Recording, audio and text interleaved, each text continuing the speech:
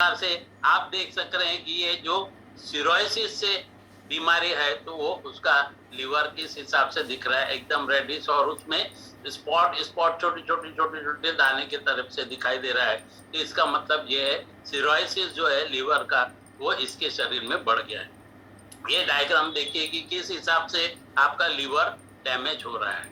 अब इसके स्टेजेस जो बताया गया है यहाँ पर कि अगर non alcoholic fatty liver disease है तो वो हेल्दी लीवर से कन्वर्ट हो सकता है कुछ सर्टेन कंडीशंस में, और हेल्दी लीवर जो है नॉन अल्कोहलिक फैटी लीवर में भी कन्वर्ट हो सकता है। ये रिवर्सिबल प्रोसेस है। लेकिन जब non alcoholic fatty liver disease से सिरोसिस अगर होता है तो ये इरिवर्सिबल प्रोसेस नहीं है, और वो सिरोसिस के कारण आपका लीवर 100% वहां पे डैमेज होता है।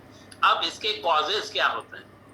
अब फैटी लीवर जो है हमारे शरीर में बहुत सारे ऐसे मेटाबॉलिज्म को डेवलप करके हमारे जो फैट है उसको एक्सेसिव ऑफ फैट को हमारे शरीर से बाहर निकालना चाहिए, लेकिन ये क्या करता है कि स्टोर करते रहता है हमारे लीवर के सेल्स में। जो क्या हो रहा है कि उसके कारण फैट जो है स्टोर होते होते क्या होगा कि वो सिरोसिस के तरफ में चला जाएगा। तो उसमें क्या आ रहा है कि दो फैक्टर्स मैंने बताया, एक तो जो अल्कोहलिक है उसके कारण, और दूसरा नॉन अल्कोहलिक है उसके कारण। ओबेसिटी का कुछ लोगों का प्रकार रहता है। ओबेसिटी मैंने बार बार कहा कि ये मदर ऑफ ऑल डिसीजेस है।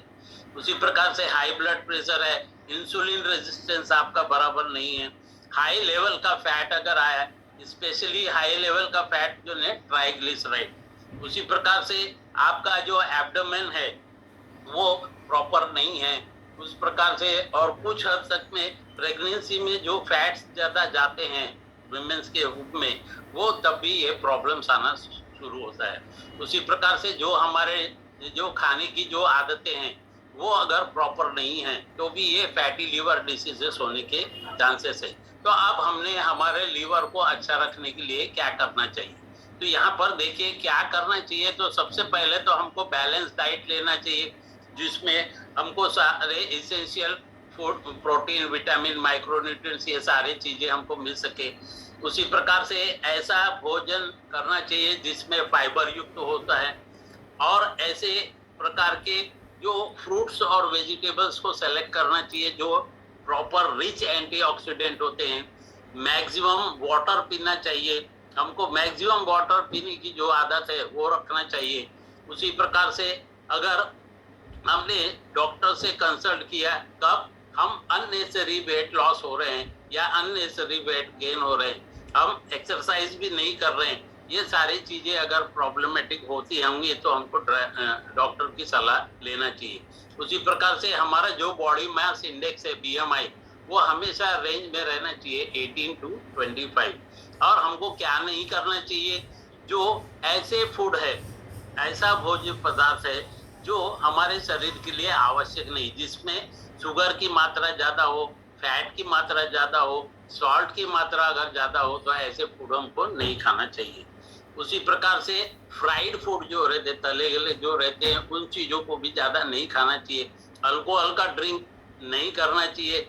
अगर हमने इसको मैक्सिमम अगर ड्रिंक किया तो क्या होगा, फैटी लीवर एसिड जो रहेगा वो अल्कोहलिक फैटी लीवर एसिड में, सिरोसिस में कन्वर्ट हो जाएंगे। उसी प्रकार से हमारा वेट मेंटेन करके रखना चाहिए, हेल्दी वेट के प्रॉपर यानी इसमें रहना चाहिए। ये सारे अगर प्रिकॉशंस अगर लेंगे हम तो डेफिनेटली हम हमारे लीवर को अच्छा रख सकते हैं। कुछ यहाँ पर जो सप्लीमेंट्स और लाइफस्टाइल के बारे में हमने चेंज करना चाहिए जिससे कि हमारा लीवर है हेल्दी रहेगा। तो उसमें मैंने पहले ही बताया अभी इसमें कि हमारे को बैलेंस फूड चाहिए, ऑल ग्रुप्स, यानी कि फाइटोन्यूट्रिएंट्स। यहाँ पर मैं बात करना चाहूंगा कि 7 different colour of fruit, 7 different colours of vegetable. Plant based protein he important है।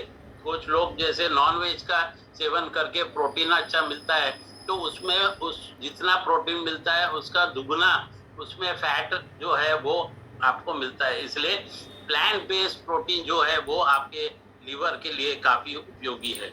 उसी प्रकार से ऐसे कुछ ग्रेन्स जो है उनको सेलेक्ट करना चाहिए जिसमें अल्फा लिपिक एसिड हो, फाइबर रिच डाइट हो, जिसमें सेलेनियम की मात्रा हो, ऐसे फूड हमको सेलेक्ट करना चाहिए। और हमारा जो बॉडी का रेगुलर चेकअप करना चाहिए, हेल्दी में वेट रहना चाहिए, वेट मेंटेनेंस में देखिए, और मैक्सिमम वाटर का इंटेक कीजिए, 20% एक्सरसाइज रेगुलर कीजिए, नींद जो है 7 से 8 घंटे की आपकी प्रॉपर रहना चाहिए, और हमेशा आपके बॉडी को डिटॉक्स करते रहिए, यानी क्लींजिंग करते रहिए।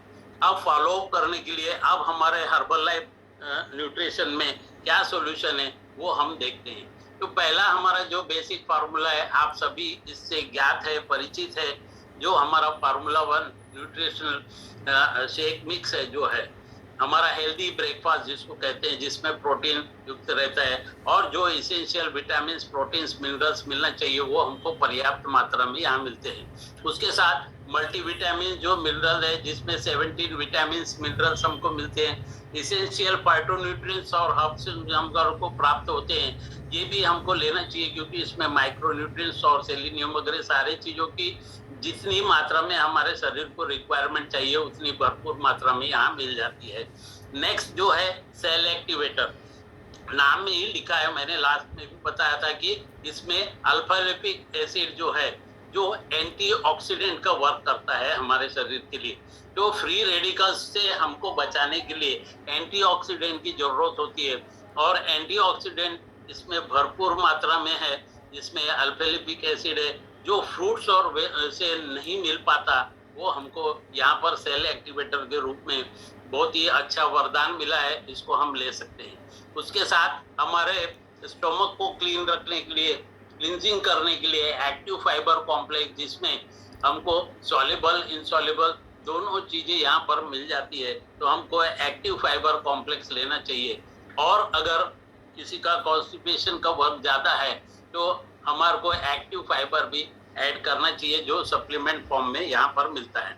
एलो कॉन्सेंट्रेट बहुत ही बेहतरीन प्रोडक्ट है, मैंने लास्ट टाइम भी बताया था कि आप इसको या तो पानी में भी जूस के समय ले सकते हैं, या एफ्रेश के साथ में भी ले सकते हैं, जो आपके जो फूड जो खा रहे हैं हम, उसके न्यूट्रिएंट्स को एब्जॉर्प्शन करने के लिए काफी उपयोगी सिद्ध होता है। हमारे डाइजेस्टिव सिस्टम को अच्छा रखने के लिए उपयोगी होता है, हमारा इंटेस्टाइन्स जो है और हमारे स्टोमक को स्मूथ करने के काम में बहुत ही उपयोगी सिद्ध होता है।